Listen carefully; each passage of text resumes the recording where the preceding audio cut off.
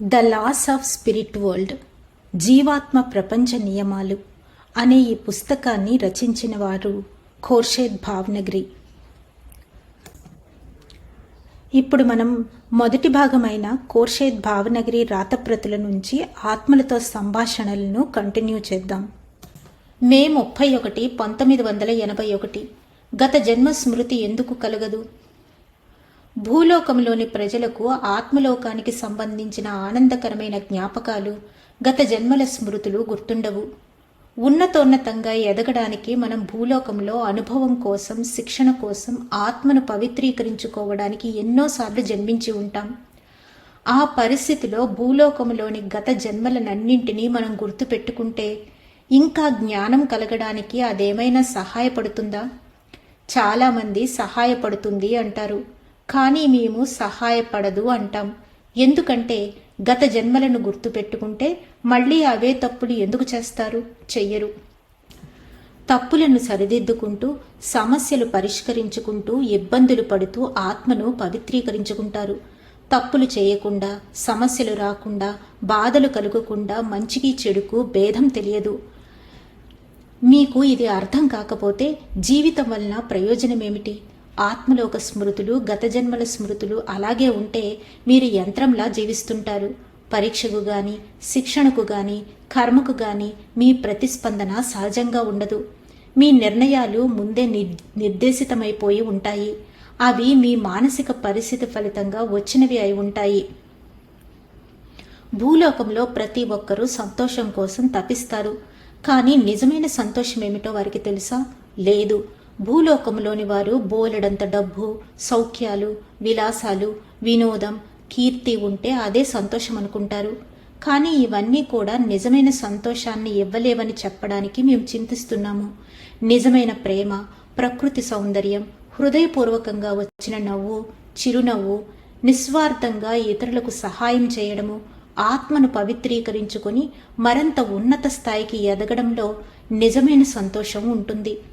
తప్పులు చేస్తూ, చేసిన తప్పులు తెలుసుకుంటూ, ఆత్మను పవిత్రీకరించుకుంటూ మరింత ఉన్నత స్థాయికి ఎదుగుతారు. తప్పులను మీరెలా సరిదిద్దుకుంటున్నారు? సమస్యలను ఎలా పరిష్కరించుకుంటున్నారు? కష్టాలను ఎలా ఎదుర్కొంటున్నారు అనే వాటిపైన ఇదంతా ఆధారపడి ఉంటుంది. ఈ విషయాలన్నీ మీపైనే ఆధారపడి ఉంటాయి. తప్పులను ఎలా సవరించుకుంటున్నారు? సమస్యలను ఎలా పరిష్కరించుకుంటున్నారు? ఇబ్బందులను ఎలా ఎదుర్కొంటున్నారు? సన్మార్గంలో, నిజాయితీగా, దైవ మార్గంలోనా అనే విషయం మీద. ఉదాహరణకు మీరు ఒక తప్పు చేశానని గుర్తిస్తే ఆ తప్పును సవరించుకోవాలి. అనుభవం సంపాదించడానికి, శిక్షణ పొందడానికి, ఆత్మను పవిత్రీకరించుకోవడానికి మిమ్మల్ని భూలోకానికి పంపడం జరిగింది. ఇది మిమ్మల్ని మరింత ఉన్నత స్థాయికి చేరుస్తుంది. అందుకని మీరు జీవితంలో సమస్యలు, ఇబ్బందులు, అన్యాయాలు సహించాలి.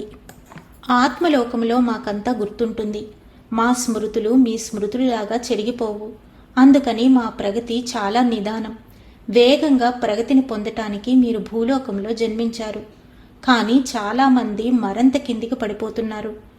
ఆత్మలోకంలోని మీ నిజ నివాసం మీకెందుకు గుర్తులేదని మీరు ఆశ్చర్యపడుతూ ఉండవచ్చు. ఒకవేళ మంచివారైన మీకు ఆత్మలోకం గుర్తుంటే భూలోకంలో నివసించలేరు. చెడ్డ ఆత్మలు, దుష్టాత్మలు మాత్రం దురదృష్టవశాత్తు 1, 2, 3 ఆవరణలు ఎలా ఉంటాయో మర్చిపోయాయి. చాలాసార్లు అమాయకంగా ఉండి కూడా తప్పు చేశారని అన్నప్పుడు దేవుడి మీద నమ్మకం పోతుంది మీకు. అటువంటి సమయంలో మీరిలా అనుకుని ఉండవచ్చు, నిజంగా దేవుడున్నాడా? ఉంటే ఎందుకు కనిపించడు? ఇన్నిసార్లు నన్నెందుకిలా మోసం చేస్తున్నాడు? నాకు అత్యంత అవసరమైనప్పుడు ఎక్కడా కనిపించడం లేదు, ఎక్కడా న్యాయం లేదు ఎందుకని? దేవుడు అంత మంచివాడు, కరుణామయుడు, న్యాయం చేసేవాడైతే చెడ్డవారు బాగుండేలా ఎందుకు చేస్తాడు? చెడ్డవారు విజయాలు సాధిస్తుండగా మంచివారు బాధలను ఎందుకు అనుభవిస్తారు? ఎందుకని? ఈ ప్రశ్నలు మీరెప్పుడైనా అడిగారా? కొన్ని జవాబులు ఇక్కడున్నాయి. 1. నిజంగా దేవుడున్నాడా? ఉన్నాడు. దేవుడున్నాడు. ఆయన లేకపోతే మిమ్మల్ని సృష్టించిందెవరు? భూమిని సృష్టించిందెవరు? చెట్లు, పూలు, ఫలాలు, సముద్రాలు, నదులు, పర్వతాలను సృష్టించిందెవరు? పాపాత్ములను మార్మిక పద్ధతిలో శిక్షించేదెవరు? ప్రేమించే భావాలు మీకెవరు కలిగించారు? మీ ఆత్మీయులకు సన్నిహితంగా మిమ్మల్ని ఎవరు ఉంచారు? దేవుడనేవాడు లేకపోతే ఈ పనులన్నీ ఎవరు చేయగలిగేవారు? 2. మీరు అమాయకులు అయినా మీరు తప్పు చేశారని రుజువయింది. అప్పుడు మీరు దేవుడెక్కడున్నాడు అంటారు. దీనికి చాలా జవాబులున్నాయి. వీటిలో ఒకటి మీకు సరిపోయేది కావచ్చు. ఏ, మీరు నిశ్చయంగా ఎవ్వరికీ ఎన్నడూ హాని చేయలేదని, ఎవరినీ బాధ పెట్టలేదని ఖచ్చితంగా నమ్ముతున్నారా? ఒకవేళ అలా చేసి ఉంటే దానికి మీరు శిక్షను అనుభవిస్తున్నారేమో. బి, మీరు ఎవరినైనా బాగా కష్టపెట్టి ఉంటారు, లేకపోతే మీ గత జన్మలో పాపం చేసి ఉంటారు. ఇది దానికి ఫలితమయ్యి ఉండవచ్చు. సి, మీరు సహజంగానే మరింత ఉన్నతంగా ఎదగాలనుకుంటారు. బాగా ఆలోచించండి. సమస్యలు ఏమీ ఎదుర్కొనకుండా మీరు అలా ఎదగలరా? డి, మీరు చాలా సదాచారులు, సదాత్మలు అని మీరు అనుకుంటే మిమ్మల్ని మీరు ఎన్నడైనా తరచి చూసుకున్నారా? మీరు చేసిన ప్రతిదీ నిస్వార్థమైనది, సరి అయినది, కపటము, హిపోక్రసీ, స్వార్థ ప్రయోజనము లేనిదా? ఆలోచించి తెలుసుకోండి. ఎన్నడైనా ఒక స్వార్థ ప్రయోజనాన్ని ఆశించి చివరికి స్వర్గానికి చేరుతాననే ఆలోచనతో గాని, కీర్తి కలుగుతుందని గాని ఈ మంచి పని చేస్తే పాపాలన్నీ క్షమించబడతాయని గాని భావిస్తూ మంచి పని చేశారా? అలా చేసిన మంచి పనులు కావు. మీరు మిమ్మల్ని, ప్రపంచాన్ని మోసం చేస్తున్నారు. భూలోకంలోని వారు తమని తాము ఎప్పుడూ మోసం చేసుకుంటారు. చివరికి దేవుడిని కూడా మోసం చేయాలని చూస్తారు. ఇలా ఎన్నటికీ చేయలేరు. మీరు పాపం చేస్తున్నారని అనుకుంటున్నారా? నిజమే, మీరు పాపం చేస్తున్నారు. ఈ భూలోకంలో చాలామందికి డబ్బు చాలా విలువైనది. అతిగా ఏమున్నా మంచిది కాదు. ధనమే పాపాలన్నింటికీ మూల కారణమని మీకు తెలుసు. డబ్బు వల్ల చూపు పోతుంది, చెవులు బీదవారి కేకలు వినలేవు, హృదయం బండబారిపోతుంది. దయ, విధేయత, నిజమైన ప్రేమ, కుటుంబం పట్ల, ఇతరుల పట్ల మీకున్న బాధ్యతలు మర్చిపోతారు. ఎఫ్, ఎవరినైనా తప్పుగా అనుకున్నారా? ఎవరినైనా తప్పుదారి పట్టించారా? అందువల్లనే ఇలా జరిగిందా? జీ, బాగా పేరు ప్రఖ్యాతులు తెచ్చుకోవాలనుకున్నారా ఎప్పుడైనా? ఆ కోరికతో, ఆశతో ఎవరికైనా హాని చేశారా? ఎవరినైనా తప్పుదారి పట్టించారా? హెచ్, మీ స్వార్థ ప్రయోజనాల కోసం ప్రత్యక్షంగా కానీ పరోక్షంగా కానీ ఎవరినైనా బాధించారా? ఐ, చెడ్డ వ్యక్తిని ప్రోత్సహించారా? చెడ్డ వ్యక్తితో మంచిగా ఉన్నారా? చెడ్డవారితో మంచిగా ఉంటే చెడు చేయటానికి వారిని మీరు ప్రోత్సహిస్తున్నట్లే. అలా చేయడం వల్ల మీరు అటువంటి వారే అవుతారు. సర్వశక్తివంతుడైన భగవంతుడు ఎన్నడూ అన్యాయంగా ఉండడని గుర్తించారా? దేవుడు ఎవరికీ అన్యాయం చేయడు.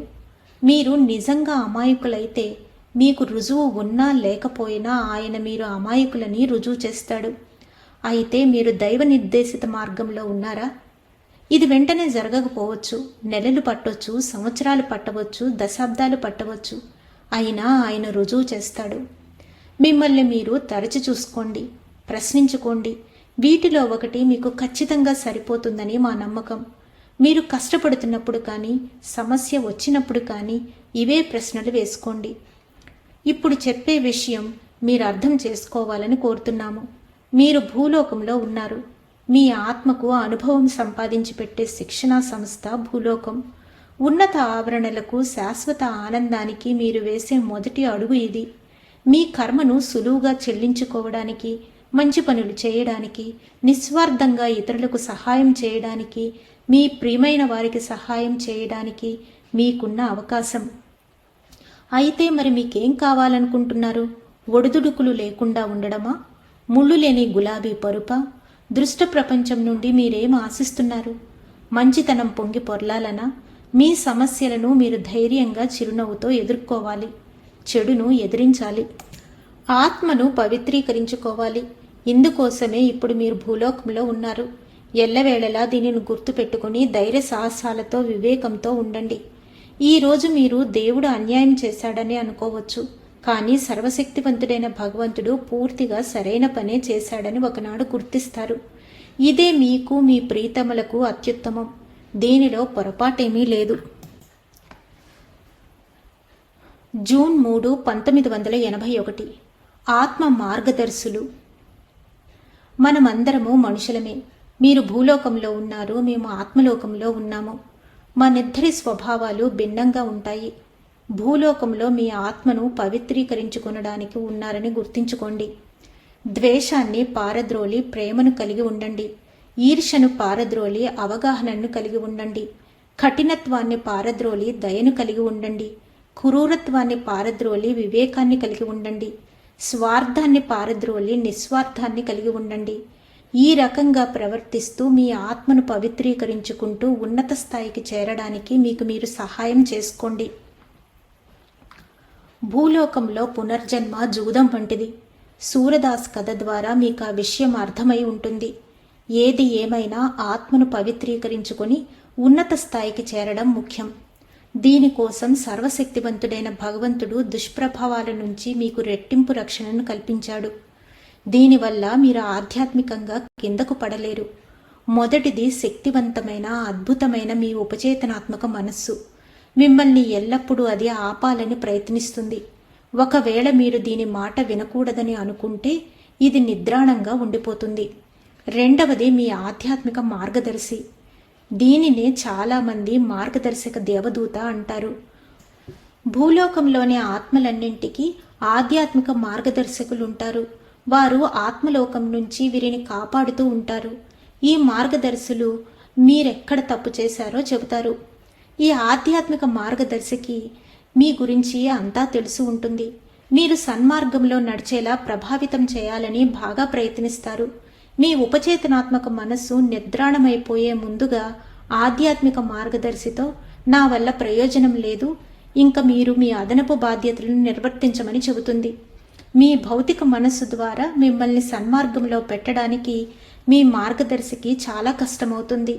మార్గదర్శి తన పరిమితులను దాటి అతడు లేదా ఆమె అనుకునేటట్లు చేయడానికి మీ భౌతిక మనస్సును బలవంతం చేయవలసి ఉంటుంది. అలాంటి సమయాలలో భౌతిక మనస్సు ద్వారా భూలోకంలోని కొందరు వినలేరు. మీకిచ్చిన మార్గదర్శకత్వాన్ని తిరస్కరించి ఇతరులకు హాని చేస్తూనే ఉంటారు. ఇతరులకు హాని చేస్తున్నామని మీరు అనుకోవచ్చు. మీలో కొందరు దీనివలన సంతోషం పొందవచ్చు. కానీ వాస్తవంలో ఇతరులకు హాని చేసిన దానికన్నా 100 రెట్లు మీకు మీరు హాని చేసుకుంటున్నారు. ఇతరులకు హాని చేయడం వల్ల కలిగే ఆనందం మీకు శాశ్వత ఆనందాన్ని ఇస్తున్నాయా? ఇది మిమ్మల్ని ఉన్నత స్థాయికి చేరుస్తుందా?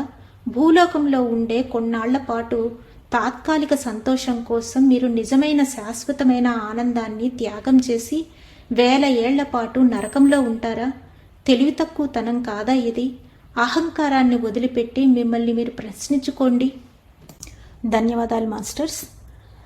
మొదటి భాగమైన ఖోర్షేద్ భావ్నగరి రాతప్రతుల నుంచి ఆత్మలతో సంభాషణల్లోని మిగిలిన భాగాన్ని రేపు తెలుసుకుందాం. అంతవరకు సెలవు తీసుకుంటూ పద్మజ.